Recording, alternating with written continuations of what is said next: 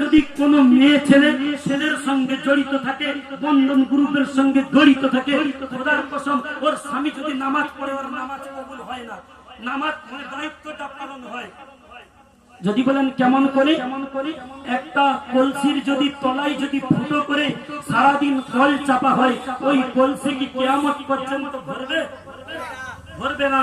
তাহলে তুমি তো তলাই ফুটো করে রেখেছো, তুমি যত ইবাদত করো, যত আমল করো না কিনা, ওইগুলো সব তোমার বিফলে যাবে, ওইগুলো সব বাদ হবে।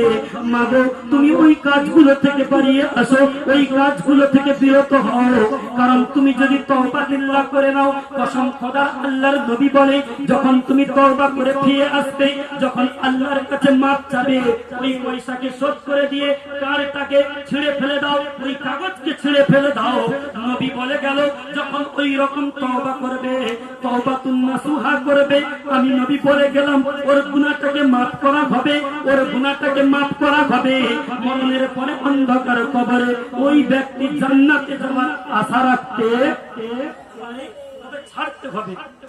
আমাদের ওই খারাপিয়াত করলে হবে না।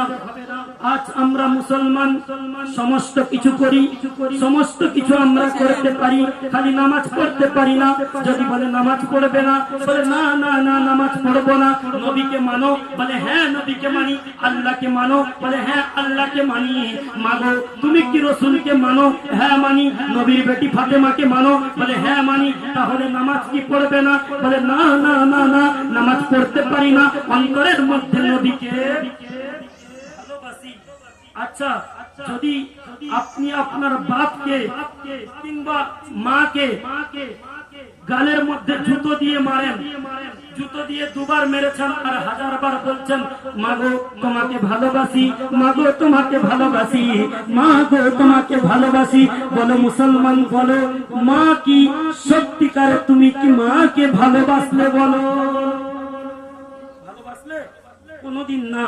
তাই জন্য আমি আপনি যদি মুখে মুখে বলি আমরা নবীর দিওয়ানা, নামাজ পড়তে পারবো না, আমরা নবীর দিওয়ানা, রোজা রাখতে পারবো না, আমরা নবীর দিওয়ানা, মদ খাওয়া ছাড়বো না, আমরা নবীর দিওয়ানা, লটারির টিকিট কাটা ছাড়বো না, আমরা নবীর দিওয়ানা, আজান হবে মসজিদে যাব না, এইদিকে মা বোনেরা বলতে থাকে আমরা নবীর দিওয়ানি, নামাজ পড়তে পারবো নি, আমরা নবীর দিওয়ানি, গরম লাগবে বাইরে যাবো, বরখা করতে পারবনি, আমরা নবীর দিওয়ানি, স্বামীর খিদমত করতে পারবনি, আমরা খালি দিওয়ানি। বলো হবে? কোনদিন হবে না। মা বোনদের জান্নাত কোথায়? কি গো? স্বামীর পায়ের তলায়। এরা স্বামীকে মানে খুব একটা মানে না। মা তুমি শুনে রেখে দাও, জেনে রেখে দাও, আল্লাহ পাক রব্বুল আলামিন বলেন আমি আল্লাহ যদি আমাকে সিজদা